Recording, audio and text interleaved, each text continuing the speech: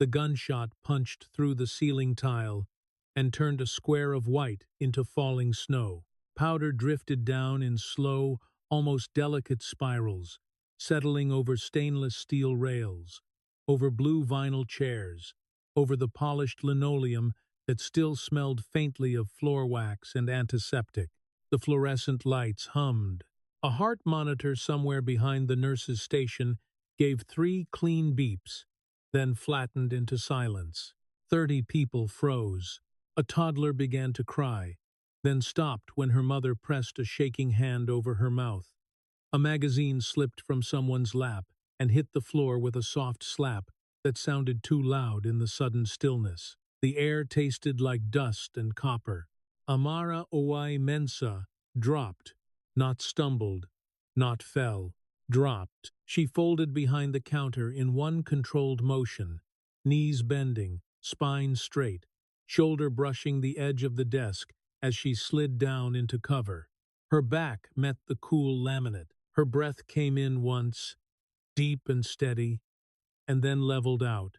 In her left scrub pocket, something cold shifted against her thigh.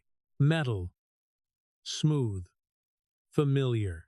The challenge coin pressed into her skin, as if reminding her it was still there. For the space between one heartbeat and the next, she was exactly what everyone in Veterans Memorial Hospital believed her to be.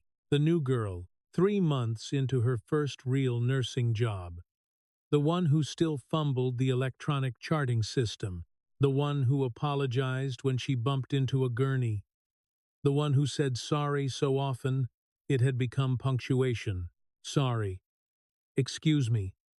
I'm so sorry. She could still hear it in her own voice. Bright and small, echoing in the break room, while someone muttered that she couldn't start an IV on a garden hose. The coin shifted again. The rookie nurse disappeared. She did not stand up yet. She did not look around wildly like the others. She listened. Boots on tile, 2 sets close, one heavier than the other. A voice near the entrance. Controlled, not shouting. Nobody moves. The words carried cleanly through the dust. We're here for the pharmacy. Stay calm and nobody gets hurt. Amara's eyes opened fully. She did not lift her head above the counter. She did not need to. The reflection in the metal trim of a cabinet gave her a thin slice of the room. Enough. 4 men. 2 in the emergency room itself. 2 moving toward the pharmacy corridor. 1 by the main doors, Glock held high, fingers straight along the trigger guard, not on it. The second closer to triage. Beretta, wavering in a nervous arc that brushed across chairs, across people, across everything. The fluorescent lights flickered once, then steadied. Dust continued to fall, settling in the creases of scrubs and on the gray hair of Harold Park. Harold stood up. He was 70 years old, hands arthritic, spine slightly bowed from decades of carrying things heavier than anyone should have to. He did not raise his voice. He simply stood. Sit down, old man. He did not sit. The pistol whipped across his forehead with a crack that echoed off the tile walls. Blood bloomed bright and immediate, running down into his eyebrow, dripping onto the white dust on the floor and turning it pink. A young man in the corner lunged before anyone could stop him. PFC Darius Webb, 22. Army. His knee had been bouncing moments earlier, a metronome of private panic. Now he was on his feet, eyes wide, and gone somewhere else entirely. A second gunshot tore through the air. The sound was wrong in a hospital. Too sharp. Too final. Darius spun, hit in the left shoulder, and fell hard against the base of a chair. The chair tipped. Someone screamed. The toddler started crying again, high and thin. The doctor on shift stood behind the nurse's station, hands at his sides, mouth open, unmoving. The room tilted toward chaos. Amara's breathing did not change. She slid her hand into her pocket and closed her fingers around the coin. On one side, a trident and anchor pressed into her palm. On the other, two engraved initials bit against her skin. K.A. The metal was cold. For 3 years, she had carried it and tried to be smaller than it. Now it felt like a weight anchoring her to the floor. She counted, 2 in sight, 2 out of sight, 1 at the main entrance blocking the obvious exit. The back corridor door was 6 feet to her right, half hidden behind a supply cart. The metal detector at the front entrance, broken for 31 days, stood mute and useless. She did not think about the meeting where she had said those words out loud. It's been broken for a month. She did not think about the warning in her inbox. Rookies are easy to replace. She thought about angles, distances, lines of fire. She thought about breath. The gunman near triage swung the Beretta too wide again, overcorrecting. His hand shook. The leader did not. The leader scanned the room with measured movements, chin tucked slightly, weight centered over the balls of his feet. Amara adjusted her own weight against the counter. She felt the edge of the laminate against her shoulder blade. She smelled antiseptic and gunpowder mixing into something new. The dust finally thinned. Silence, thick and unnatural, pressed down over the emergency room. The leader's eyes moved past the nurse's station, past the place where Amara crouched. He did not see her. He saw a frightened hospital, a soft target, a room full of veterans who had come for blood pressure checks and follow-ups and panic attacks. He did not see the way her gaze had sharpened. He did not see the way her shoulders had settled into alignment. He did not see the way her apology had drained out of her. He expected fear. He expected compliance. He did not know that behind the counter, the rookie nurse had stopped pretending. The first siren arrived as a distant thread of sound, then multiplied until the whole hill seemed to vibrate with it. Red and blue strobed through the frosted glass at the ambulance bay doors, painting the dust in shifting colors. Someone behind the nurse's station finally remembered to breathe, and the room remembered how to move. Amara stayed low until the leader's attention broke, until his head turned toward the pharmacy corridor and his body followed the thought. That half-second mattered. She used it like a tool. She slipped along the counter line, keeping her profile small, moving where the light was worst and the sight lines were cluttered. Her hand never left the coin. It steadied her more than comfort ever could. The back corridor door was where it always was, a plain, scuffed slab with a push bar that stuck on humid days. The kind of door nobody noticed until they needed it. It opened without protest. Fire code violation, she thought. And the thought had no emotion attached to it. Just a label. A fact. She didn't wave. She didn't call out. She reached the nearest veteran in a chair. A man with a VA cap pulled low and hands that looked like they'd learned the shape of rifles decades ago. She touched his shoulder, leaned in close enough that her breath warmed his ear. Now, low, quiet. Her fingers lifted. 2 pointed down the corridor. Then a flat palm. Stop. Wait.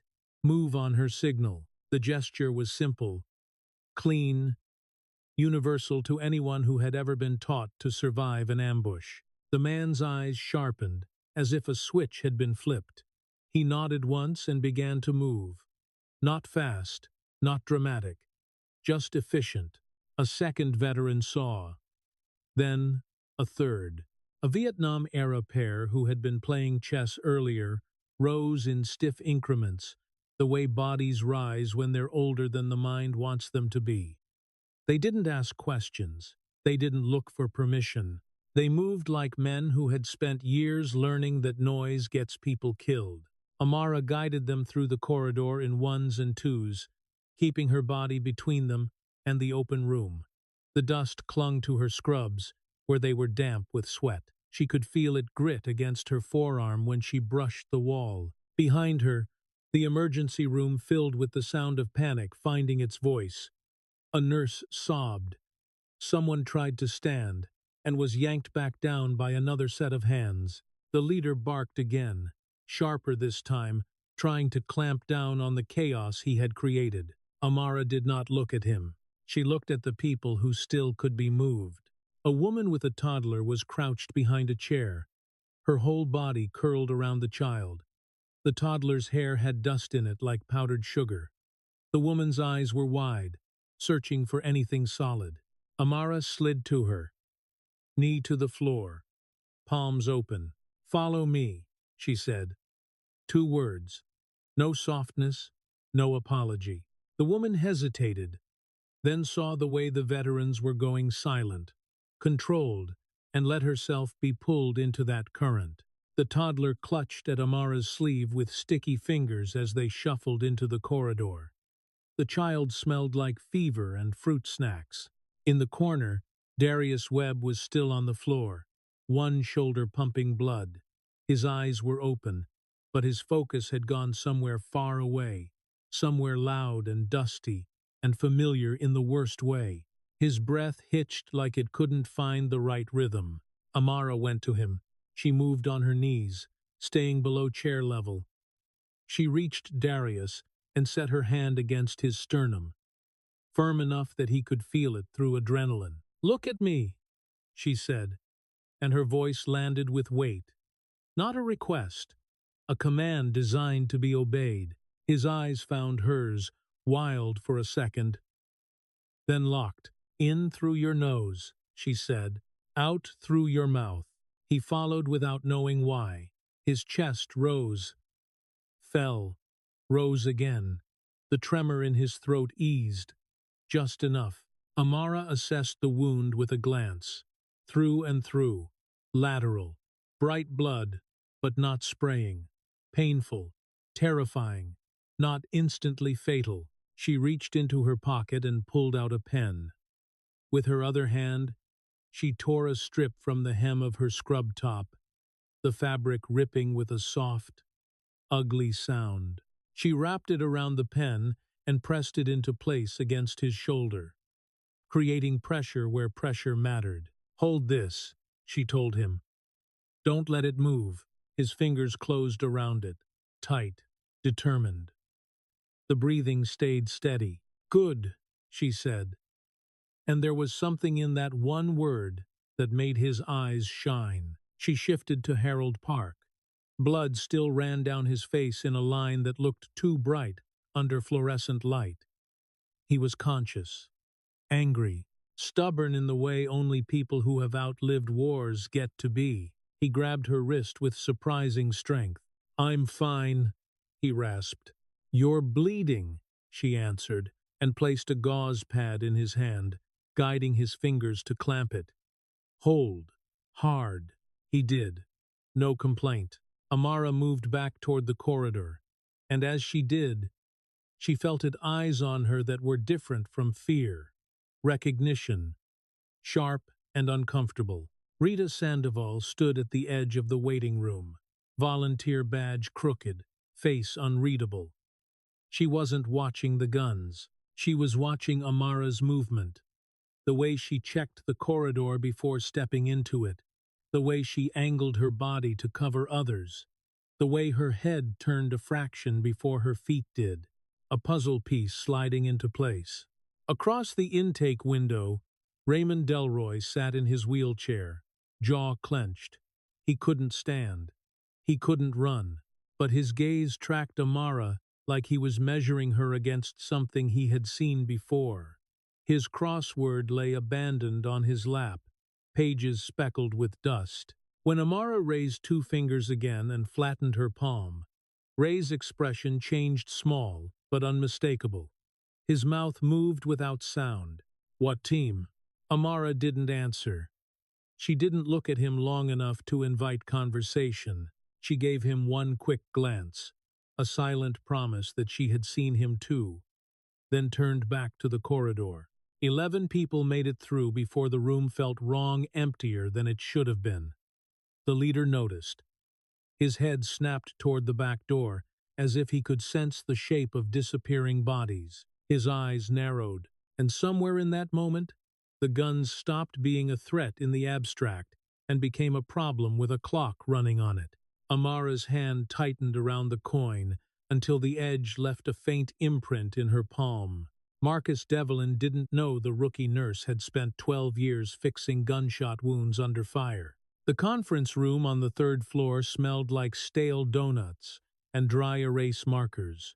The fluorescent lights were the same color as fatigue, flat and unforgiving, buzzing softly overhead.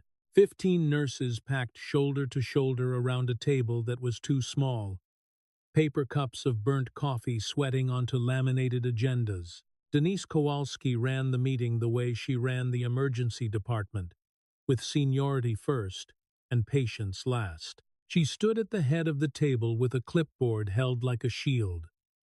Her badge lanyard was thick with credentials. Her hair was pinned back so tight it pulled the skin at her temples smooth. When she spoke, people stopped fidgeting without realizing they had been fidgeting. "Supply requests," Denise said, flipping a page. "We are still waiting on the Level 1 infuser replacement parts and the updated crash cart medications. Moving on." Amara sat near the end, half in shadow, shoulders rounded inward. Her scrubs were a size too large. The sleeves swallowed her wrists. Her hands rested on her knees, fingers laced, knuckles pale. Her name sat on the printed roster in black ink, but nobody looked at it. Denise's pen scratched across paper. A nurse 2 seats over cleared her throat, then decided against speaking. The room moved on the way a tired machine moves on, grinding forward even when something important is missing. Actually, Amara's voice was quiet enough that it took a second for people to notice it existed. Denise's pen stopped. Several heads turned, not quickly, not kindly.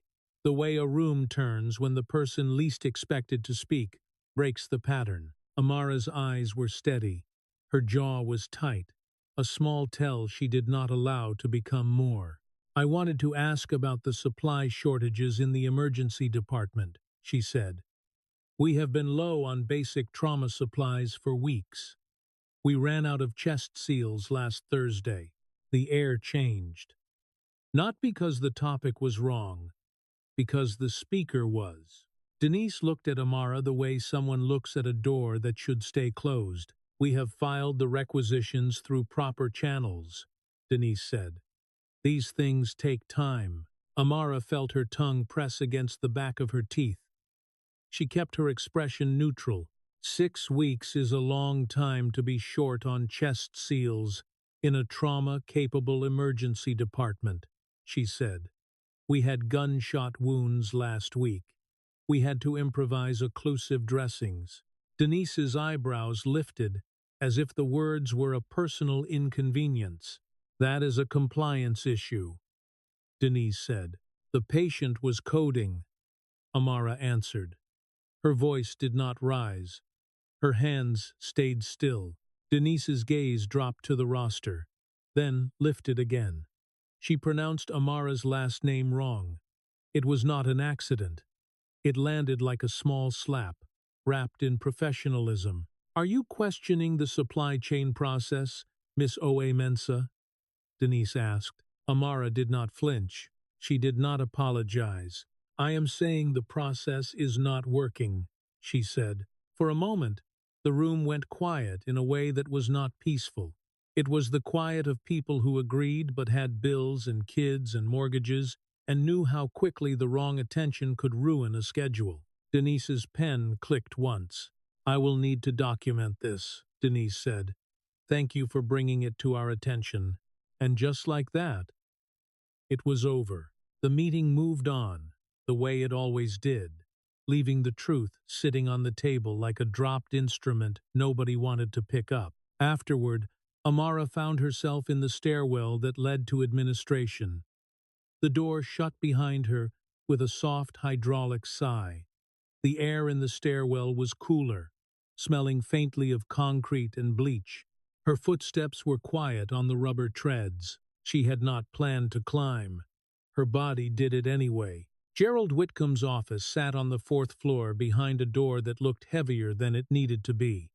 Mahogany, brass plaque, the kind of polish that never had to survive a code blue. When Amara knocked, a voice called her in without warmth, without impatience, simply assuming entry was allowed. Whitcomb looked up from his laptop with the calm ease of a man who believed problems were things other people handled. Silver hair, expensive suit, tan that belonged to golf courses and not deployments. Framed photographs lined the wall behind him, handshakes with officials, ribbon cuttings, smiling faces positioned in front of veterans like background scenery. "What can I do for you, sweetheart?" he said. The word sweetheart landed with a familiar weight. Amara felt her spine straighten a fraction, then settle. She kept her voice controlled. "Sir, I am a nurse in the emergency department," she said. "We have critical supply shortages, trauma supplies, chest seals. The emergency department security system has not been updated. The metal detector at the main entrance has been out of service for a month." Whitcomb leaned back in his chair, fingers lacing over his stomach as if he were settling in for an explanation he had given many times. "The supply issue. Right," he said. "Listen, Amara, I understand the frustration, but we are in a budget transition. The board has approved a major capital project, the Whitcomb Veterans Wellness Center. We have to prioritize spending during construction."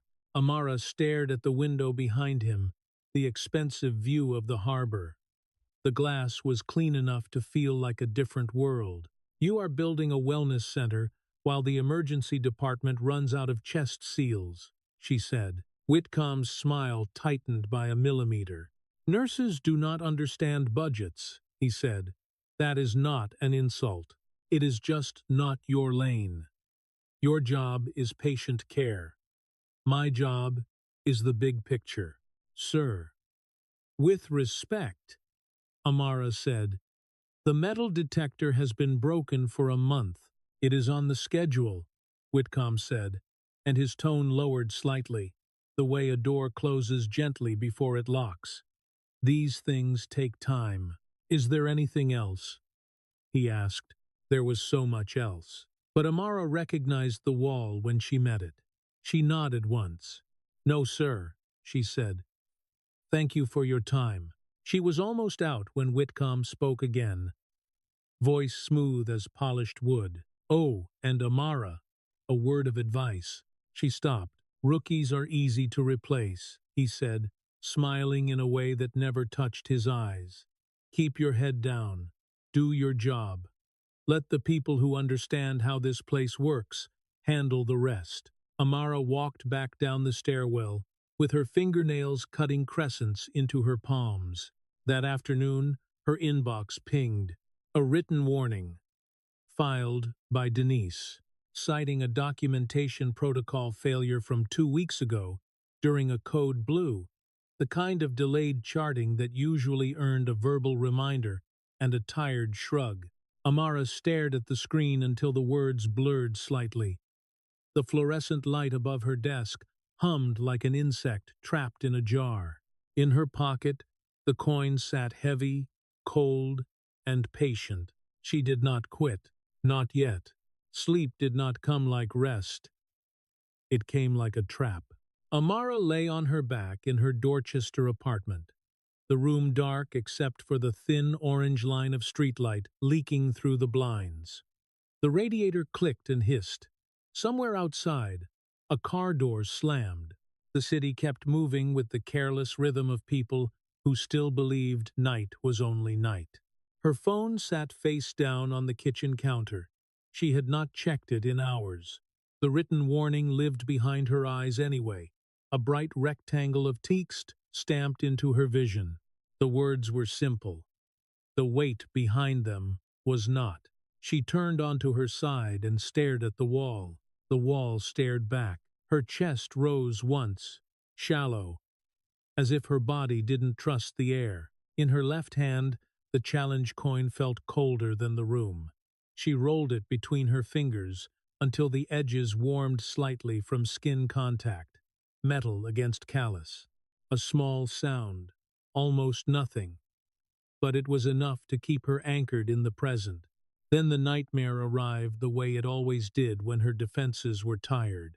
There was no gradual slide, no warning. One moment she was in Boston with the radiator ticking. The next she was in heat and dust. Niger, the Tongo region, midday sun burning flat and white overhead. The air smelled of dry earth and sweat, and the faint metallic tang of weapon oil scrub brush scratched her forearms as she moved. Low, controlled, eyes sweeping left to right, then up, then back to center. The same scan, the same habit. The first crack of gunfire was so sharp it felt like a physical strike. 7.62 rounds tore through the air with that particular snapping sound, close enough to feel heat on the skin. Dirt kicked up in angry bursts. The world narrowed into noise and grit, and the staccato rhythm of return fire. Amara was not Amara there. She was Senior Chief Petty Officer O.A. Mensah, call sign Cobra. Her hands were steady in the way hands get steady when they have stopped negotiating with fear. A man hit the ground hard to her right, breath tearing out of him. Another collapsed behind a termite mound, blood already soaking into sand too fast. There was no time to be surprised. Surprise was a luxury. She moved. She dropped into the dry riverbed and opened the field kit with fingers that did not fumble. Saline, gauze, tourniquet, a needle that looked too small to matter, until it mattered. Bullets struck dirt 6 feet away, close enough to pepper her cheek with grit. The air was so loud it felt like it should have color. She pressed down on a wound that would not stop bleeding. Her gloves became slick. She packed the cavity with hemostatic gauze, tight and deliberate, and held pressure the way you hold a door shut against a storm. A collapsed lung. No time. She found the landmark by touch, not sight, and drove the needle in with clean confidence. A hiss of trapped air escaped. The man's chest rose again. An ugly, grateful movement. She kept talking while she worked. Not prayers, not speeches. Small, ordinary things. The Red Sox, she said, as if she weren't kneeling in a riverbed under fire. Terrible chow at Camp Lemonnier. Poker money owed. 10 feet away, a shooter laughed between bursts. The sound startlingly human in the middle of violence. You'll get your money when we get out of this, Cobra. Kwame, Petty Officer First Class Wame Asante, 29. The only other person on that team who carried 2 countries in his chest the way she did. Ghana and America braided together like muscle memory. He had handed her his coin that morning. Brass warm from his palm, a casual weight passed over like a joke. Inte Yanena, he had said. Let's go. Now the dream moved fast, skipping the parts her mind didn't want to hold and slamming into the part it always held. The final push. The extraction point. The helicopter blades chopping the air into violent pieces. Kwame took the round through the neck, through and through. The blood came out wrong. Too fast. Too bright. Arterial. No time. Amara caught him as he fell, her hands going to his throat automatically, pressing hard enough to make her wrists ache. The helicopter interior was cramped and loud, and smelled like fuel and sweat. She held pressure and watched his eyes. His gaze stayed on her, clear for a moment, then began to drift as if pulled by a tide she could not fight. Stay with me, she tried to say, but the dream never let her hear her own voice. It only let her feel the way his pulse slipped under her fingers. Somewhere over the Sahel, the light left his eyes. The world tilted. Amara woke gasping, hands clenched in the wrong position, cupped as if still holding a neck that wasn't there. Her nails dug into her palms. Her shirt stuck to her back with sweat. It took her 4 minutes to get her heart rate below 100. She sat on the edge of the bed, feet on cold floorboards, and stared into the dark. The radiator clicked again. Indifferent. The coin was in her fist. She hadn't remembered picking it up. She opened her hand slowly. Brass caught the streetlight. The engraved initials pressed into her skin like a bruise. K.A. She didn't go back to sleep. She stayed sitting, shoulders slightly forward, elbows on her knees, holding the coin as if it could keep something from spilling out of her. The city outside hummed. A siren passed in the distance and faded. She thought about the ways a person can be alive and still not be living. She thought about the offer she had walked away from after Kwame died. An instructor billet, a clean path, a place where people would have known her name without needing proof.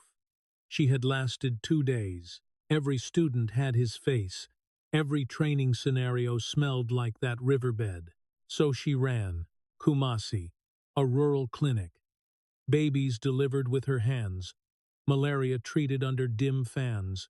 Medicine that felt like medicine again. Then back to the States. Nursing school. A new badge. A new city.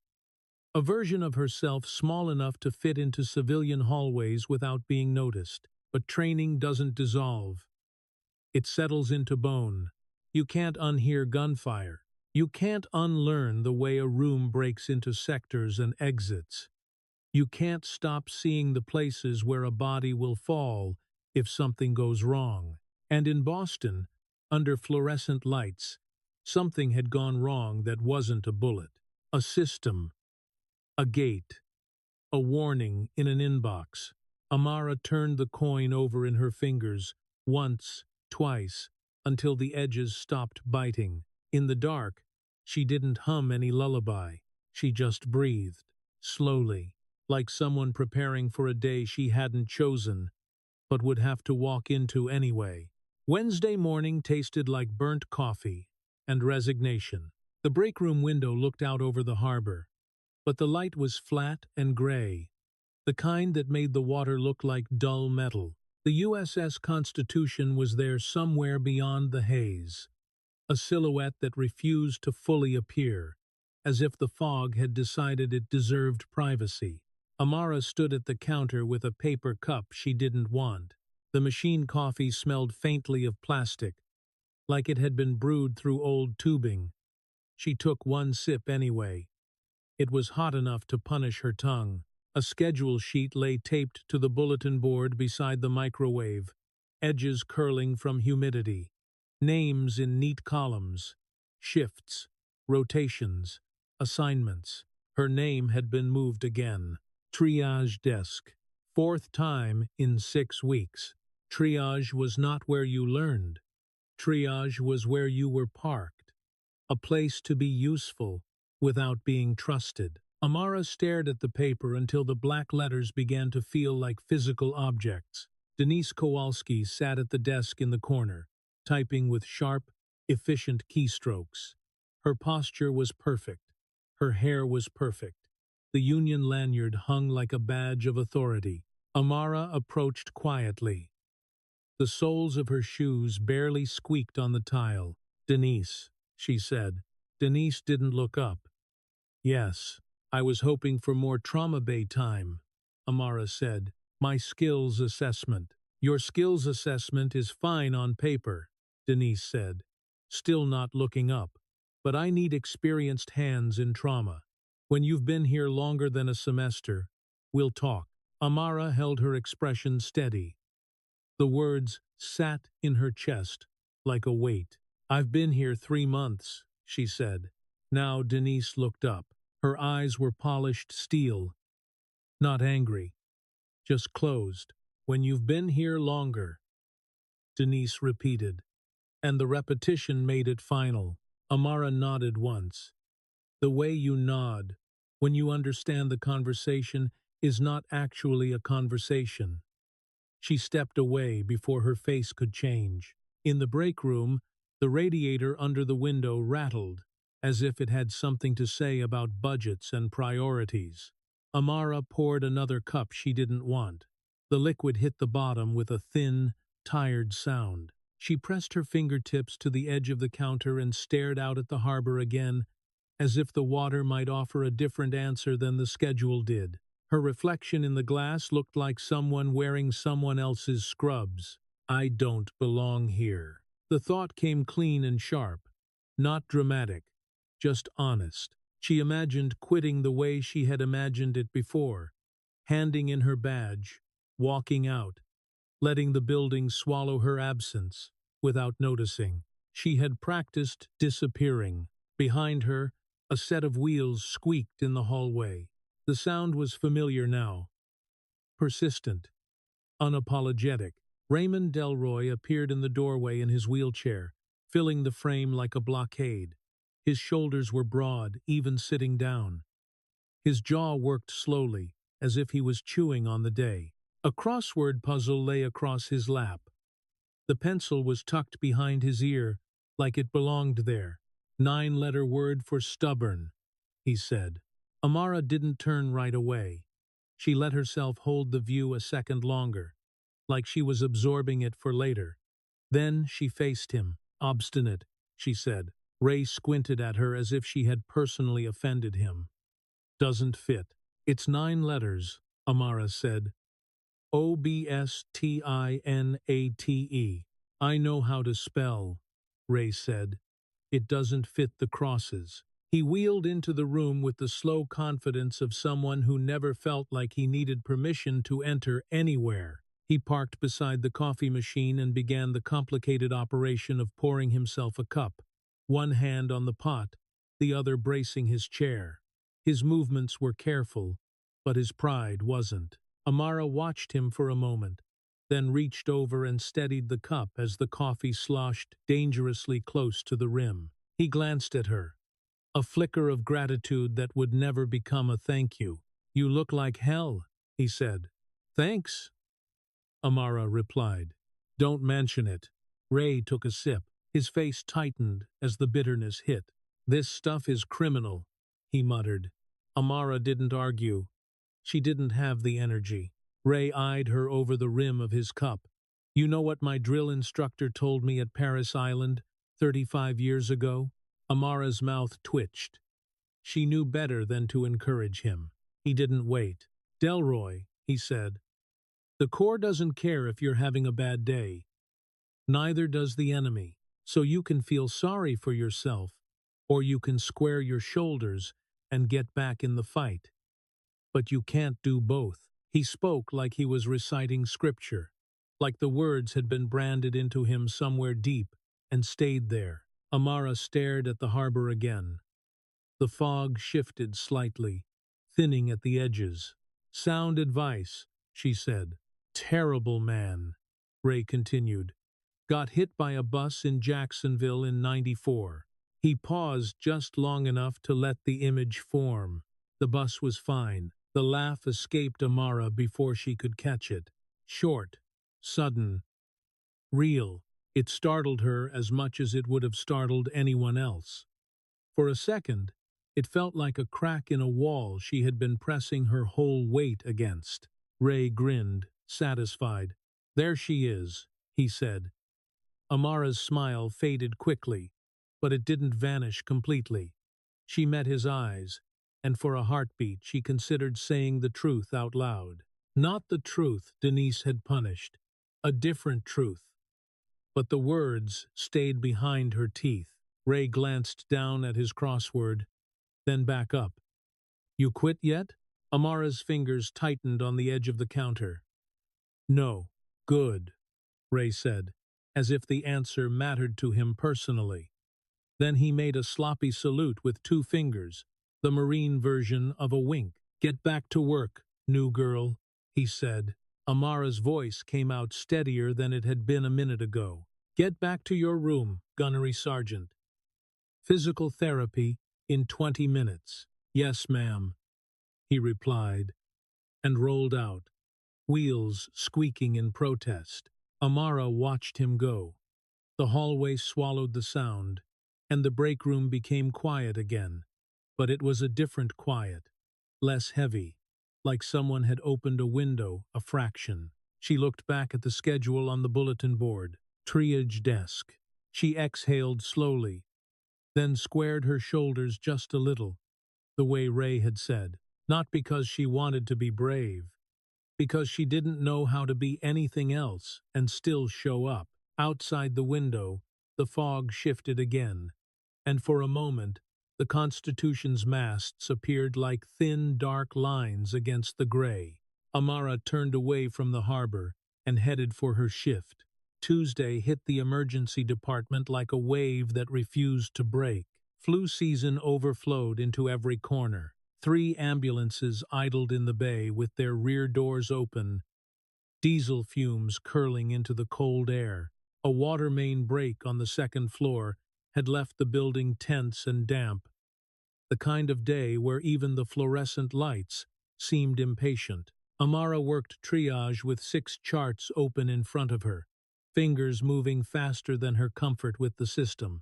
The keyboard keys were slick under her gloves. The waiting room was full of bodies and small sounds.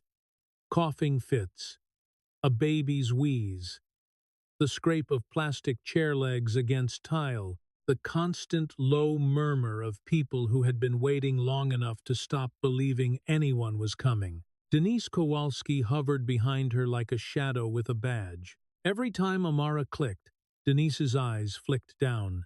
Every time Amara paused to listen to a patient's breath, Denise's gaze tightened, impatient with anything that looked like slowness. Amara kept her face neutral and her voice even. Harold Park sat near the wall, with a folded newspaper held in arthritic hands, reading as if routine could keep the world steady. 2 Vietnam veterans played chess on a magnetic board, their fingers slow but precise. In the corner, Darius Webb sat with his knee bouncing hard enough to shake the chair, eyes fixed on a point that only he could see. A woman held a toddler with flushed cheeks and damp hair against her shoulder, rocking gently. Ray Delroy parked his wheelchair by the intake window like he owned the place. His crossword was spread across his lap, pencil tapping in irritation. Nocturnal bird of prey, 5 letters, Ray announced, loud enough for half the waiting room. That's owlet, but they gave me an H in the second position. What kind of owlet starts with an H? Amara didn't answer. Her attention had drifted to the main entrance, the way it always did, the way breathing drifted in and out. The metal detector stood there like a neglected monument. Dark screen, useless frame, broken. Still, at 10:47, 4 men in gray work coveralls walked through the entrance. The first man was tall, mid-40s, close-cropped hair, steady hands. He flashed a maintenance badge at the security guard. The guard barely looked up from his phone, thumb moving in bored swipes, and nodded them through. Amara's gaze caught on the badge for half a second. Something about it felt wrong. Too clean, too crisp, like it had been printed yesterday. The men moved with the casual confidence of people who expected not to be questioned. They didn't hurry. They didn't linger. They flowed into the space as if they belonged there. They were 10 feet inside the emergency department when the first man pulled a handgun from under his coveralls and fired 1 round into the ceiling. The sound was enormous, a concussive slam that turned every spine rigid. Ceiling dust rained down in a pale sheet. The toddlers screamed. Someone dropped a cup of water that shattered, splashing across the floor and reflecting the strobing red of an ambulance light through the glass doors. "Nobody moves," the man said. His voice was controlled, practiced, not panicked. The kind of voice that had rehearsed being obeyed. "We're here for the pharmacy," he continued. "Stay calm, and nobody gets hurt." For a moment, it worked. Shock held the room in a single frozen frame. Then Harold Park stood up, 70 years old, Korean War, a man whose posture still carried a stubbornness that age could not bend. He rose slowly, hands gripping the newspaper, eyes hard. "Sit down, old man." Harold did not sit. The pistol whipped across his forehead. The crack echoed off tile. Harold hit the floor hard, blood bursting above his eye, newspaper pages scattering across the linoleum like leaves. The room erupted into sound. A chair scraped back. Someone sobbed.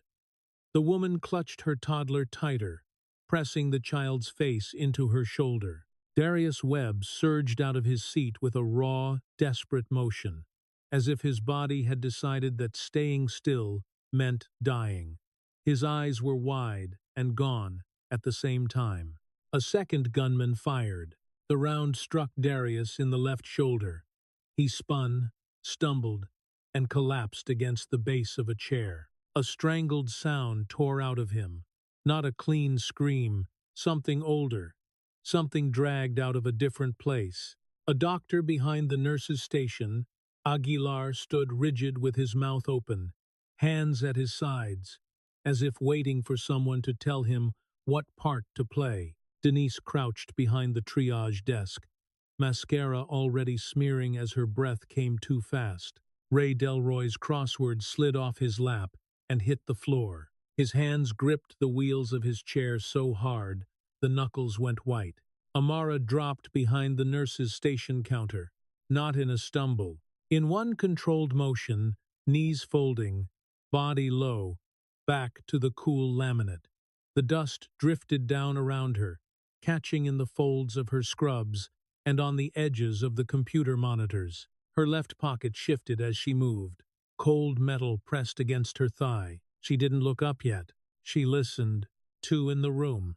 Two moving toward the pharmacy corridor. One voice in front, steady. One voice closer, younger, nervous, breathing too loud. The leader's gun stayed centered. Trigger discipline. The second gunman's barrel wandered. The main entrance was blocked. The back corridor door sat half hidden behind a supply cart. The stairwell was farther right, beyond a row of chairs. Her mind ran through the layout the way it always ran, not with panic, with pattern. Then she lifted her eyes just enough to catch a thin reflection in the metal trim of a cabinet. The leader's stance, the way his shoulders stayed level, the way he scanned the room like he owned it. He didn't look toward the counter.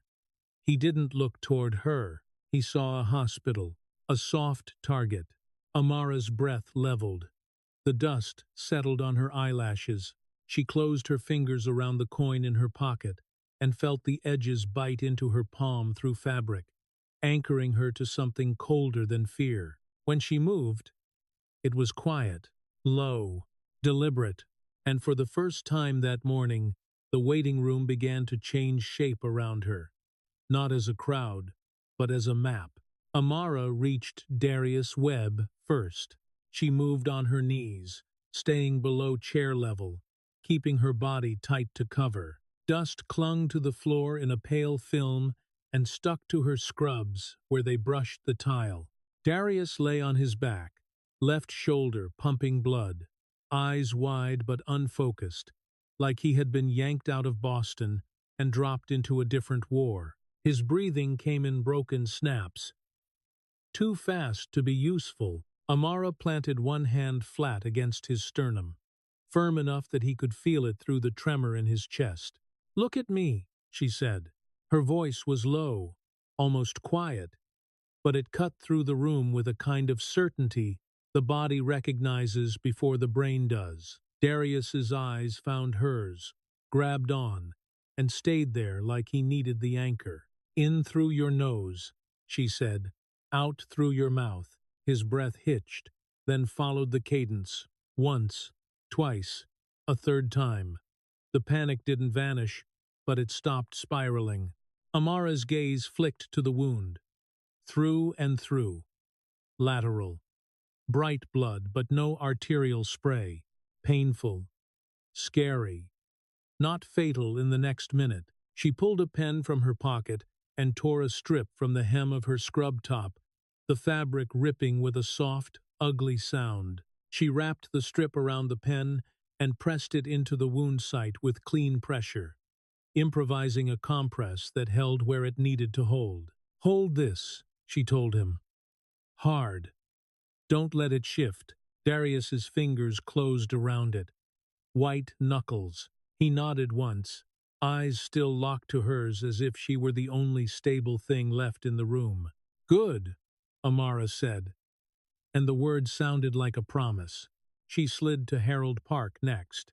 The older man was on his side, blood running down into the dust on the floor, turning it pink. His eyes were clear, angry, present. "I'm fine," he hissed as she reached him, grabbing her wrist with a grip that surprised her. "You're bleeding," she answered, and pressed gauze into his hand, guiding his fingers to clamp down. "Hold. Don't let go." Harold grunted, complied, and then his gaze darted past her to the gunman, as if he were still measuring distance and options the way he used to measure hills and ridgelines. Amara didn't linger. She lifted her head just enough to catch the room in slices. The leader remained near the entrance, attention on the crowd. The younger gunman's barrel still wandered, too wide, too nervous. The pharmacy corridor swallowed the other two. Her path was the back corridor door. She moved low and fast, skimming along the underside of the nurse's station where the sightlines were worst. The supply cart sat where it always did, half blocking the corridor door like an afterthought. Amara reached the handle, tested it with a light push. Unlocked. It opened 6 inches with a whisper of metal and old paint. Behind her, someone started to sob loudly and was shushed by another voice. The leader barked again, trying to squeeze the room back into compliance. Amara ignored him. She touched the nearest shoulder. A veteran with a ball cap pulled low and hands that looked like they had held weapons for years. Her fingers were light, precise. "Now," she said, and pointed 2 fingers down the corridor. Low, quiet, then the flat palm. "Wait. Move on my signal." The man's eyes sharpened. He nodded once and slid out of his chair. Not dramatic, not rushed, simply efficient. A second person saw and followed. Then a third. The Vietnam vets abandoned their chessboard without a word. Their movements were slow because their bodies were old, but their minds were still trained. They moved like men who understood that noise brings consequences. Amara guided them in ones and twos, keeping her body between them and the open room. She didn't wave them forward like civilians.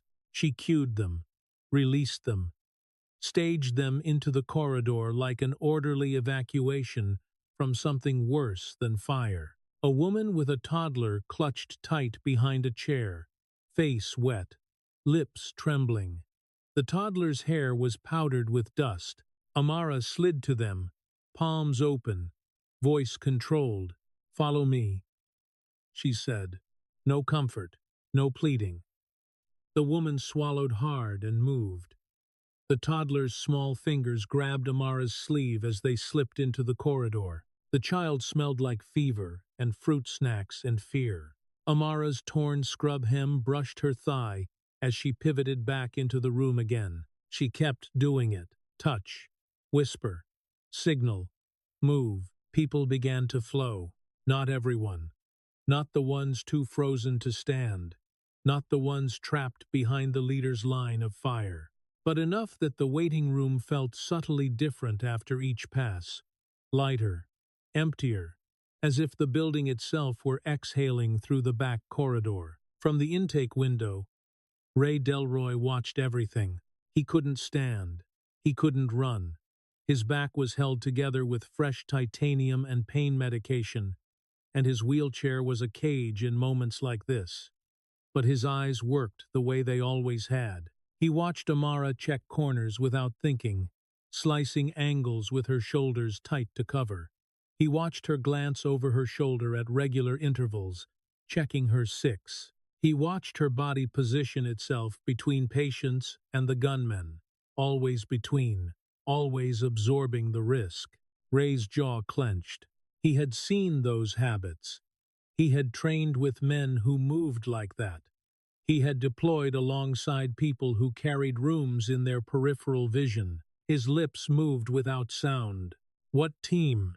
Amara gave him one fast look, not long enough to invite conversation, just enough to acknowledge she had seen him too. Then she turned back to the corridor and released another pair of veterans into it. 11 people made it through before the air shifted. The leader's eyes narrowed as if he could sense the missing mass, the emptier corners, the reduced noise. He turned toward the pharmacy corridor and saw the back door moving, a slow closing, not slammed, not panicked, controlled. His head snapped fully toward it. For the first time, the gunman stopped looking at the room like a soft target and started looking at it like something that could bite back. Amara's hand tightened around the cold weight in her pocket until the edge of the coin left a faint imprint through fabric.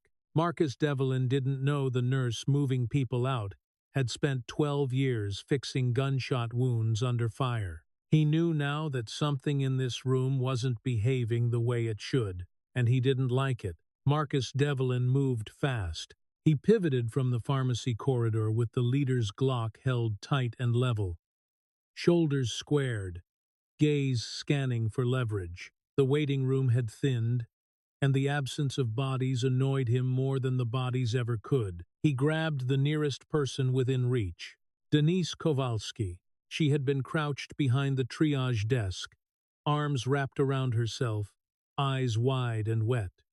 Seniority and union credentials didn't mean anything with a muzzle in your face. Devlin yanked her upright by the collar of her scrubs and pressed the Glock to her temple. "Nobody else leaves," he said. Denise's breath came in small, panicked gulps. Her hands lifted instinctively, palms open, as if compliance could stop physics. "Bring them back," Devlin snapped, eyes cutting toward the back corridor door. Now, the younger gunman swung his Beretta in a wide arc, barrels sweeping over chairs, over the woman still clutching her toddler, over the doctor frozen behind the nurse's station. His hands shook. His trigger finger hovered too close to the metal. The room stiffened into fear again, tighter this time, because now it had a face and a hostage, and a clear demand. Amara stepped out from behind the supply cart. She didn't rise into the center like a hero. She moved into the open like a decision. Her scrubs were torn at the hem, where she had ripped fabric away. Dust streaked her forearms. Her posture was different from the Amara people knew, centered, balanced, weight over the balls of her feet, shoulders aligned, stillness loaded like a spring. Devlin's eyes snapped to her. His gaze dismissed her at first, registering a nurse in oversized scrubs, then returned to her as if something in his brain refused the data. He had expected pleading. He had expected noise. What he got was silence. Amara's voice came out flat, calm, and strangely intimate in the chaos, the tone of someone who did not waste words. "You're holding that weapon wrong," she said. Devlin blinked. "Your finger is on the trigger guard, not the trigger," Amara continued. "That means you don't want to shoot her." The leader's nostrils flared. "A fraction. Get back," he said. "Now." Amara took one step closer, slow enough to be deliberate, not slow enough to be weak. "You came for pills," she said, "not bodies." Devlin's grip tightened. The Glock pressed harder against Denise's skin. Denise whimpered and went still. Amara's eyes didn't flick to Denise. They stayed on Devlin's face. "Smart crews don't make hostages into headlines," Amara said. "You're already late." The words hit. Late. The kind of word that makes a plan suddenly feel fragile. Devlin's eyes darted toward the pharmacy corridor, just for a beat, as if he could see his teammates through the walls. He came back to Amara, anger rising to cover uncertainty. "Shut up," he snapped. "One more step, and you'll what?" Amara said. and there was no bravado in it. Just clinical curiosity. Your hand is steady. Your eyes aren't. Devlin's gun hand trembled half an inch. Amara saw it. She moved. 2 steps. Her left hand shot up, palm striking the slide and redirecting the muzzle off Denise's head in a clean, violent angle change. Her right hand hammered into the inside of Devlin's wrist with a sharp, efficient strike. His fingers opened involuntarily. The Glock dropped. Amara caught it mid-fall, thumb already moving. The magazine release clicked. The mag slid free into her palm. Her hand racked the slide back once. Hard. A live round spat out and skittered across the floor with a metallic ping. She set the now empty handgun down on the tile like it was a piece of equipment, not a symbol. Devlin hit the floor, hard. His back slapped the linoleum. Air punched out of him. His hands scrabbled for something that wasn't there anymore. The younger gunman reacted late, panic driving his body faster than his brain. He raised the Beretta toward Amara. Before Amara could turn, an aluminum IV pole spun through the air like a thrown spear. It struck the gunman's forearm with a crack that echoed off the walls. Bone met metal. The Beretta flew from his grip and clattered across the floor, skidding under a chair. Ray Delroy sat in his wheelchair by the intake window, chest heaving, face white with pain. His hands gripped the armrests as if he had just ripped something in his spine, but his eyes were locked and furious. The focus of a man who had decided that helplessness was not an option. Amara was on the second gunman in 2 seconds. She drove him down with a shoulder and a knee. Controlled force. No wasted motion. His breath burst out in a grunt. She pinned his wrists and pulled zip ties from Devlin's pocket in the same sweep, fingers moving like they had done this before, because they had. Click. Tighten. Click. Tighten. The plastic bit into skin. Devlin struggled, face twisted with disbelief. Amara rolled him onto his stomach and cinched his hands behind his back. Another zip tie. Another click. In the corner, Denise slid down the side of the triage desk, shaking so hard her teeth chattered. Her hands went to her temple, as if to check that it was still there. Amara didn't look at her yet. Her attention snapped to the nurse's station. A phone lay half hidden behind a monitor. She grabbed it, thumb already moving, and slid it across the counter toward the nearest nurse with steady hands. "Call 911, she said. The nurse's fingers fumbled once, then obeyed. Amara's voice shifted into tight, compressed clarity as the line connected, as if she were reading from a checklist written in her bones. 2 suspects down, she said. 1 Glock cleared and safe. 1 Beretta disarmed. On the floor, under chairs. 2 more suspects in the pharmacy corridor. Moving fast. Main entrance compromised. Back corridor has evac underway." Her eyes flicked toward the corridor. Her breathing stayed even. Outside, sirens grew louder. Inside, the emergency room held a single suspended moment where everyone stared at the woman in torn scrubs and realized she had just rewritten the rules of the room. As Amara rose, the chain under her scrub collar shifted. The brass coin slipped free and swung into the open air, catching the harsh fluorescent light. The trident flashed. The engraved initials on the reverse side glinted as it turned. K. Amara's fingers closed around it without thinking. Her hands didn't shake. The first Boston PD units arrived like a pressure change. Boots thundered down the corridor. Radios crackled with clipped voices. A bullhorn barked orders that folded into the walls and came back thinner. The emergency room's fluorescent hum was swallowed by a new soundscape.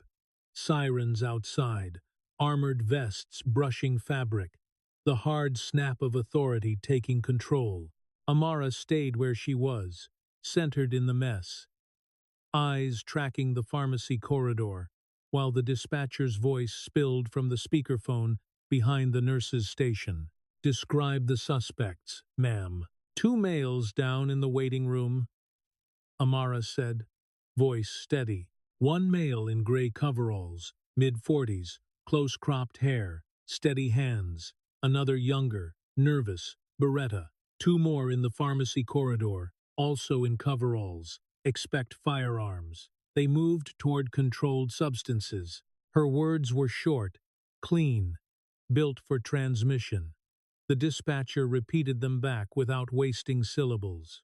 Somewhere on the line, a SWAT commander made decisions. In the pharmacy corridor, movement shifted. A door banged. A voice rose in panic, then cut off. Amara's gaze narrowed. She didn't advance. She didn't need to. The corridor was a funnel, and they had already lost surprise. 11 minutes later, the two remaining gunmen emerged with hands raised. They came out slowly, blinking under the harsh lights, palms open, eyes darting, their coveralls suddenly looking like costumes instead of armor. A SWAT officer shoved one against the wall and zip-tied his wrists. The plastic ratchet clicked loud in the silence. No shots fired. The emergency room exhaled all at once. People began to shake in delayed waves, bodies realizing they were still alive. A nurse sat down hard on the floor and pressed her forehead to her knees. Someone sobbed into their hands. Someone else laughed once, sharp and hysterical, then stopped. Amara didn't move until she saw the final weapon secured.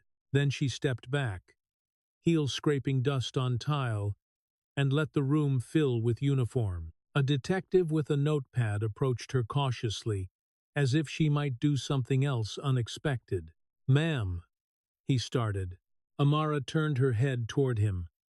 Her face was calm, but there was a fatigue behind it that didn't belong to a hospital shift. The detective paused mid-sentence, eyes narrowing the way people narrow them when they see a familiar pattern and don't know where they've seen it. "You've done this before," he said. It wasn't a question. Amara didn't answer. She didn't need to. She held her hands out when asked, palms open, fingers relaxed, letting them see she was unarmed. The brass coin hung against her chest now, smudged with dust, the trident dull under fluorescent light. Behind the detective, officers began the physical ritual of accountability. Evidence bags appeared, clear plastic that crinkled loudly when opened. A gloved hand lifted the Glock from the floor and held it for a beat, barrel angled safe, before sliding it into a bag. A bright sticker was pressed onto the plastic. The label had boxes, item number, description, date, time. A pen scratched across the surface. A second officer leaned in and read aloud as he wrote, forcing the words to exist in the air. 10:49, he said. Glock 19. Cleared. Magazine separate. The magazine went into its own bag. The loose round that had skittered across the floor was retrieved and placed into a third, each bag sealed with a strip of adhesive that made a harsh ripping sound as it was pulled free. On the triage desk, the speakerphone call ended with a click. The nurse who had held it looked down at her own hands as if she couldn't believe they still worked. Across the room, someone's phone screen glowed. Not a call, a recording. The person holding it wasn't filming the fight. The fight had happened too fast. They were filming what came after Amara, standing in torn scrubs with a coin at her throat. Veterans rising slowly, faces tight with recognition, hands lifting in salute one by one. The shot was shaky, but the moment didn't need stability. It had gravity. The phone's corner showed the timestamp in bright numbers. 10:52. A thumb hovered, then tapped. The screen changed. A small arrow. A send icon. The upload wheel spun once, then completed. The video left the room before the police tape went up. By that afternoon, it was everywhere. 14 million views by evening. National news by morning. Headlines that couldn't decide whether to call it heroism or miracle, as if training and discipline were supernatural when worn by someone who had been forced to look small. In the hospital, the aftermath came in waves. First, badges, Boston PD, SWAT, then men in suits with clipped expressions and federal posture, FBI, Joint Task Force, questions that were not gentle. How did they get weapons inside? Why was the metal detector out of service? Who approved the delay? Amara watched the questions land on people who had spent years avoiding them. Denise sat wrapped in a blanket someone had found, mascara streaked, eyes raw. She didn't speak. She stared at the floor where the Glock had been, as if the imprint of it might still exist. In the days that followed, auditors arrived, not loud, not armed, but they moved with their own kind of precision. They came with clipboards and thick folders and badge lanyards that didn't swing like hospital IDs. Their shoes were clean. Their faces were patient. They didn't need to raise their voices to make people nervous. They asked for maintenance logs. They asked for purchase orders. They asked for budget revisions and vendor contracts and the exact date the metal detector had gone down. In an office on the 4th floor, the questions became sharp enough to cut. A stamp hit paper with a heavy thunk. Received. Another stamp. Time logged. Another. Copy certified. Each sound was small, final, unromantic. The kind of sound that ends careers more effectively than gunfire ever could. The investigation didn't wander. It went straight through the broken metal detector and into Gerald Whitcomb's budget slides. The numbers didn't hold up under fluorescent light and federal scrutiny. Shell companies peeled open easily. Self-dealing contracts surfaced like oil in water. Within 72 hours, the lie that had been wearing a suit and smiling in framed photos stopped smiling. And in the emergency room, the dust finally got mopped up. But the imprint of the morning stayed. Not in the tile, in the way people looked at Amara when she walked past, as if they were seeing the whole shape of her now and didn't know where to put it. The emergency room was quieter the next time Amara walked through it, as if the building itself had learned a new kind of caution. The bright new cameras mounted near the entrances blinked red, small mechanical eyes that never got tired. The metal detector at the front door glowed again, screen alive. The archway no longer an ornamental failure. There were fresh boxes of supplies stacked in the trauma bay, sealed chest seals, unopened gauze, kits that had been missing for so long people had started to forget their proper names. None of it erased what had happened. It only proved that it had been preventable. In the days after, strangers recognized Amara in the cafeteria line. Someone in radiology asked for a photo, like she was a celebrity. A veteran in a wheelchair gripped her forearm in passing, hard enough to leave a mark, and mouthed "thank you" without sound. She nodded once and kept walking. She didn't like attention. She didn't know what to do with praise. It felt too close to grief. But the coin no longer lived in her pocket. She clipped it to her badge lanyard where it hung in plain sight. Brass, dulled by touch. The trident catching light when she turned her head. It bounced softly against her sternum when she moved. A quiet reminder that hiding and healing were not the same act. The first time she stopped herself from saying sorry for brushing past a gurney, she felt the words rise and die behind her teeth. The absence was strange, like taking off a weight you didn't realize you had been carrying. Rita Sandoval began showing up earlier than her volunteer shift required. She would stand near the front desk with a cup of coffee and a posture that still belonged on a ship. Her volunteer badge sat straight now, like a uniform. Sometimes she said nothing. Sometimes she spoke in short, practical sentences. "Corner of the desk is a blind spot," she told a security supervisor one morning without being asked. "Fix it." They fixed it, Ray Delroy, despite every discharge plan, kept finding reasons to return. Follow-up appointment, physical therapy consult, pain management questions he could have asked over the phone. He wheeled himself into the break room at dawn like the place belonged to him. Crossword on his lap, coffee in one hand, pain written in the tightness around his eyes.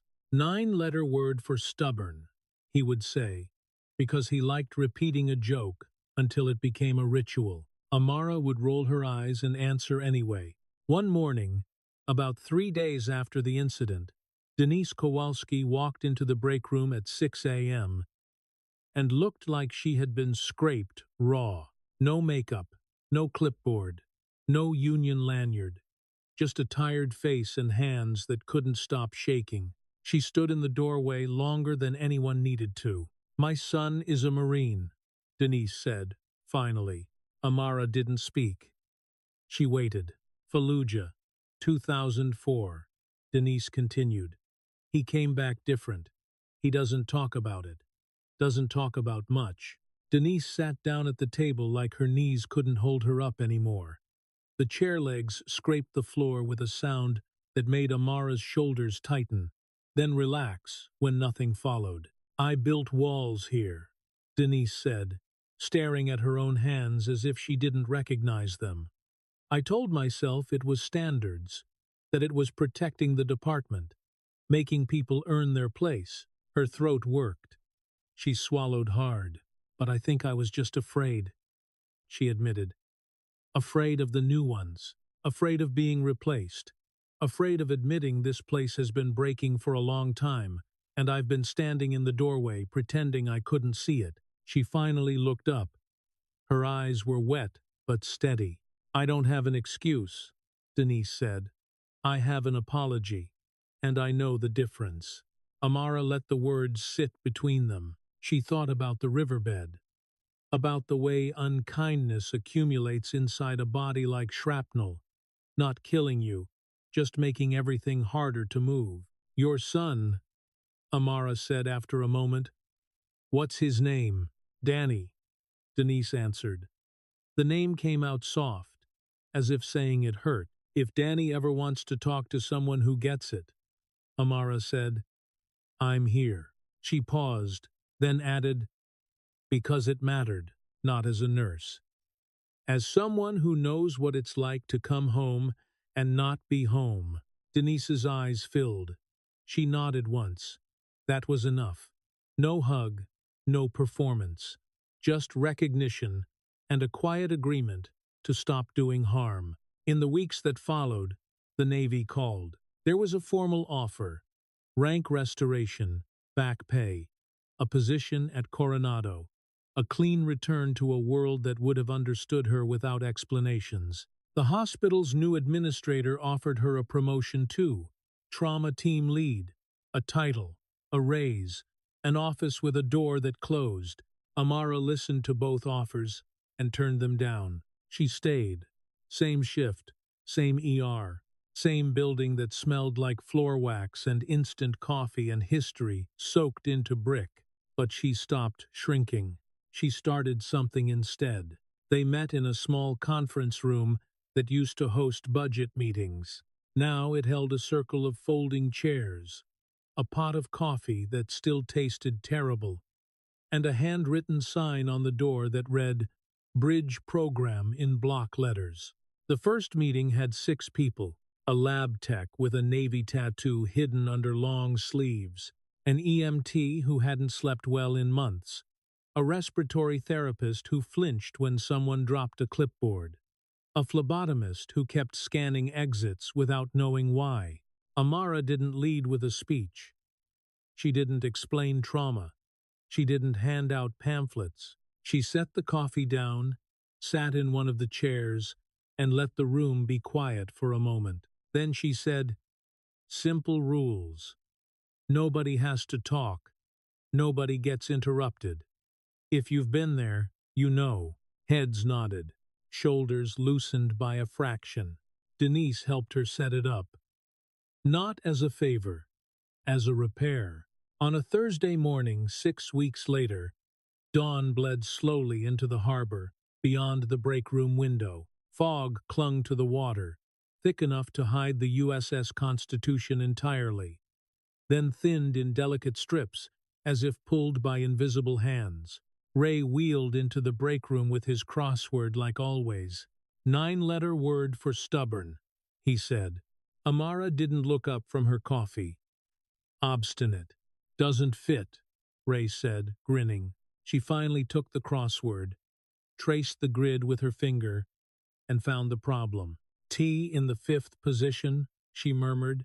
Ray leaned in, eyes bright. Amara's mouth curved. Tenacious, she said. Ray wrote it in. It fit cleanly, letters locking into place like something solved. Yeah, that's the one, he said, pleased. Amara looked out the window. The Constitution emerged from the fog, masts and rigging appearing like a promise kept. Old wood, old strength, still afloat. Her coin tapped softly against her badge as she breathed, tenacious because healing finally stopped hiding.